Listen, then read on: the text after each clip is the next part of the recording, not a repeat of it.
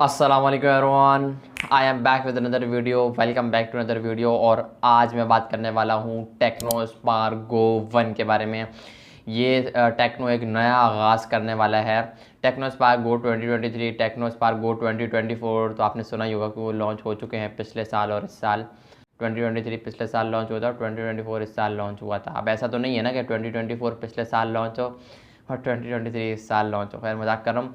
तो एक नया आगाज़ करने जा रहा है भाई टेक्नो स्पार्क गो 1 के नाम से। ये स्मार्टफोन बहुत जल्द पाकिस्तानी मार्केट के अंदर लॉन्च होने वाला है। कितनी प्राइस होगी इस फ़ोन की, कब लॉन्च होगा और क्या इस फ़ोन को परचेस करना चाहिए, क्या स्पेसिफिकेशन है, सारी डिटेल मैं आपको आज की इस वीडियो में देने वाला हूँ। मेक श्योर वीडियो को एंड तक जरूर देखना।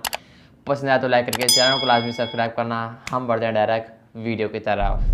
सबसे पहले से स्मार्टफोन की बैक डिज़ाइन की बात करूं, बैक वाले साइड की बात करूं तो यार अगर मैं स्मार्टफोन को कंपेयर करूं आईफोन 14 से तो समथिंग कुछ ऐसा डिज़ाइन मुझे देखने को लग रहा है। कुछ लोगों का कहना है कि यहाँ पर आईफोन जैसा डिज़ाइन नहीं है, लेकिन मेरा ये कहना है कि यहाँ पर आईफोन जैसा डिज़ाइन आपको देखने को मिलता है। बस ये जो कैमरा लेआउट है ना, इसको थोड़ा साइडों से ज़्यादा कर्व कर गया। ये आईफोन 14 प्रो 14 प्रो मैक्स की बात नहीं कर रहा हूँ मैं, सिर्फ आईफोन 14 नॉर्मल वाले वेरिएंट की बात कर रहा हूँ। उसके भी बिल्कुल दो हॉरिजॉन्टल मतलब के मल्टीप्लिकेशन लाइक साइन लग रहा है ये, लाइक अपोजिट एंगल में कैमराज बम्प दिए गए थे उस फ़ोन के अंदर, आईफोन 14 सीरीज़ के अंदर। 14 स्पेशली 14 की मैं बात कर रहा हूँ।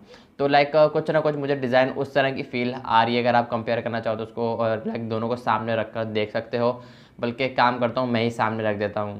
तो आप देख सकते हो आप लोग आईफोन 14 और देख सकते हो और इस टेक्नो स्पार्क गो 1 को देख सकते हो। मैं जानता हूँ थोड़ी बहुत फील आ रही है, लेकिन आ रही है। खैर, बैक डिज़ाइन की बात करूँ, वेव टेक्सचर आपको इस फ़ोन के अंदर देखने को मिलेगा। बैक प्लास्टिक की होगी और ये जो वेव वाला टेक्सचर समथिंग कुछ ऐसा लग रहा है लहरें आ रही हैं, तो लाइक ये देखने में काफ़ी अच्छी फील करवा रहा है। स्मजेस वगैरह थोड़े बहुत कैच कर भी सकता है और नहीं भी कैच कर सकता है।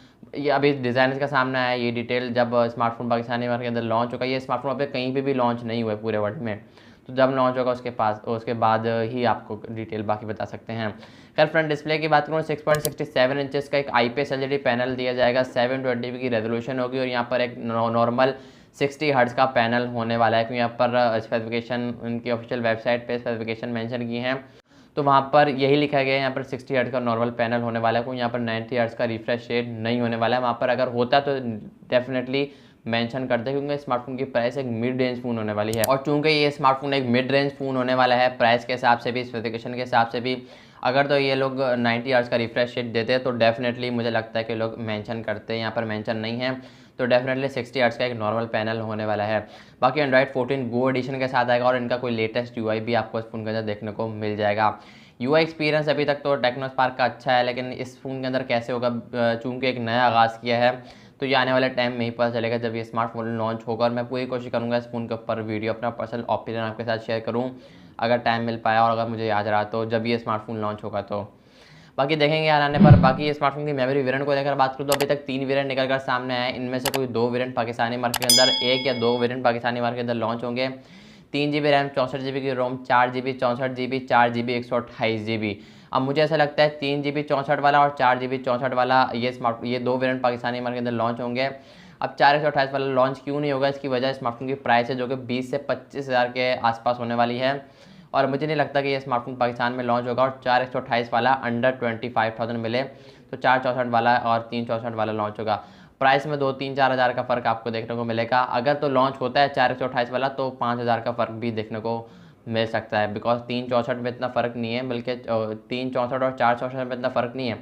4 64 और 4 128 में काफ़ी बड़ा फ़र्क है, तो मे भी हो सकता है, क्योंकि डबल ही मेमोरी कर दी, इंटरनल स्टोरेज जिसे कहते हैं।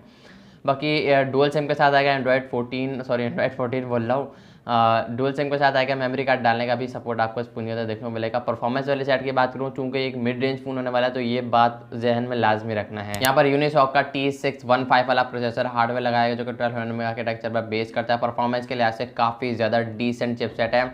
इतना ज़्यादा आप इस स्मार्टफोन को एक्सपेक्ट नहीं कर सकते हो। डे टू डे टास्क के लिए, मीडिया कंज्यूमिंग के लिए, नॉर्मल कैजुअल यूजिंग के लिए ये स्मार्टफोन मुझे लगता है बेस्ट होने वाला है। One of the best option है ये आपके पास, अगर तो आप एक नॉर्मल हल्के फुल्के फ़ोन की तलाश में हो और आपका बजट भी 20 से 25 हज़ार है, तो लाइक यार डेफिनेटली आप इस फ़ोन को कंसिडर कर सकते हो। पर्सनली मुझे इस फ़ोन का डिज़ाइन पहली बार काफ़ी पसंद आया, वरना मैं हर वीडियो में बोल रहा होता हूँ ना कि डिज़ाइन इसका अच्छा है, वो थोड़ी तारीफ़ करने के लिए बोल रहा था, लेकिन इस फ़ोन का डिज़ाइन मुझे पर्सनली काफ़ी ज़्यादा पसंद आया है। वैसे ज़्यादातर वीवो के डिज़ाइन मुझे पसंद आते हैं, लेकिन इस स्मार्टफोन का काफ़ी ज़्यादा पसंद आया है। खैर बैक कैमराज की बात करूँ, बैक पर डुअल कैमराज का सेटअप देखने को मिलेगा। 13 मेगापिक्सल का मेन होगा, दूसरा इनका कोई सेंसर आपको देखने को मिलेगा, मैक्रो डेप्थ सेंसर होगा या फिर कोई एआई सेंसर आपको देखने को मिलेगा।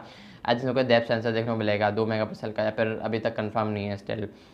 बाकी 1080p 30 FPS का इस फ़ोन के अंदर वीडियो को शूट कर पाओगे। कैमरा से आप इतना एक्सपेक्ट नहीं कर सकते, बिकॉज 20 से 25 हज़ार आप कितने कैसे ये स्मार्टफोन परफॉर्म करेगा, तो जब आएगा तभी मैं इस फ़ोन के ऊपर पूरी कोशिश करूँगा, डिटेल वीडियो लाजमी बनाऊँ, कोशिश करूँगा, 100% जबान नहीं दे रहा मैं। बाकी फ्रंट पे पंच होल आपको इस फ़ोन के अंदर देखने को मिलेगी, जिसके अंदर 8 मेगापिक्सल की सेल्फी देखने को मिलेगी। बेजल वगैरह, चिन वगैरह भी देखने को मिलेंगे, बिकॉज 20-25 हज़ार रुपये आप दे रहे हो, 20-25 लाख नहीं दे रहे हो जो कि आपको बेजल और चिन ना मिले। खैर मजाक की बात अलग है। बाकी लास्ट में बात करते हो बैटरी की, तो ये फ़ोन टाइप सी के साथ आएगा। 5000 mAh की बैटरी होगी, 15 वाट की चार्जिंग का सपोर्ट देखने को मिलेगा।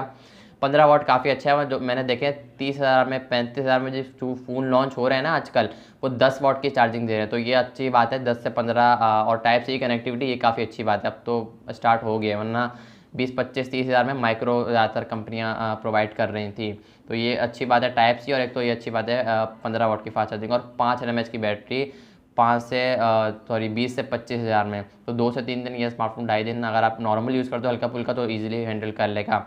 बाकी ये स्मार्टफोन नेक्स्ट मंथ के स्टार्ट नहीं पता मुझे कब लॉन्च होगा, लेकिन नेक्स्ट मंथ ये स्मार्टफोन पाकिस्तानी मार्केट के अंदर लॉन्च होगा। एक्सपेक्टेड जो प्राइस है वो 20 से 25 हज़ार के अंदर अगर ये लॉन्च होता है, तो डेफिनेटली ये वैल्यू फॉर मनी होगा। अगर ये 25 हज़ार से एग्जीट कर जाता है, तो डेफिनेटली इसकी प्राइस कहीं ना कहीं ओवर लगती हुई नजर आएगी। खैर मजाक कर रहा था। आई होप कि आपको आज की वीडियो पसंद है, तो वीडियो को लाइक करके चैनल को लाजमी सब्सक्राइब करना, ताकि आप लोग इस तरह की इंटरेस्टिंग वीडियो है तो डेफिनेटली आप तक नोटिफिकेशन पहुंच जाए। सब्सक्राइब वगैरह लाजमी कर दिया करो, करते नहीं हो। खैर क्या करें यार, हम लोग से बोल सकते हैं। खैर मैं मिलूंगा आप लोग नेक्स्ट वीडियो के साथ, फोन के रिव्यू के साथ, किसी और अपकमिंग फोन के साथ। तब तक के लिए अल्लाह हाफिज़।